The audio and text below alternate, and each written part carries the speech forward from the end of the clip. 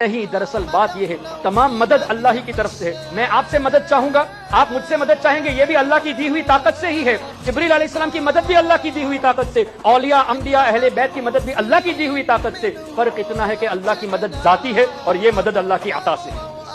So this difference has to be understood۔ اب کوئی خالی یہ کہ نہیں اللہ کے سوا کوئی مدد نہیں کر سکتا، آیت کریمہ پیش کر دیا، ہم آیت کا انکار نہیں کرتے۔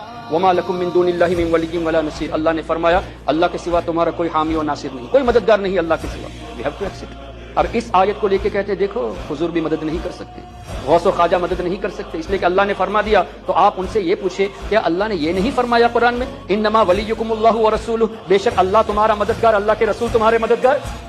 اب اس آیت کے بارے میں کیا کہو گے؟ اور اگلا حصہ والذین یقیمون الصلاۃ ویؤتون الزکاۃ وہم راکعون، اللہ کے نیک بندے بھی مددگار ہیں۔ پھر فإن اللہ هو مولا وجبریل وصالح المؤمنین والملائکۃ بعد ذلک ظہیر، جبریل علیہ السلام مددگار ہیں، نیک مسلمان صالح المؤمنین مددگار ہیں، فرشتے مددگار ہیں، اللہ ہی نے تو فرمایا۔ اب کیا پتہ چلا؟ ہم اہل سنت والجماعت تمام آیتوں پر ایمان رکھتے ہیں، ہم یہودیوں کی طرح نہیں ہیں۔ افتؤمنون ببعض الکتاب وتکفرون ببعض، کہ بعض آیتوں پر ایمان رکھے اور بعض کو جھٹلا دے، جیسے آج کل کے وہابی نجدی فالوورز کرتے ہیں، ان کی مرضی کے مطابق، ان کے سیلف ڈیزائرز کے مطابق نوجوانوں کو کنٹرول کرنے کے لیے قرآن کریم کو مس کوٹ کرتے چل نظر آ رہے ہیں۔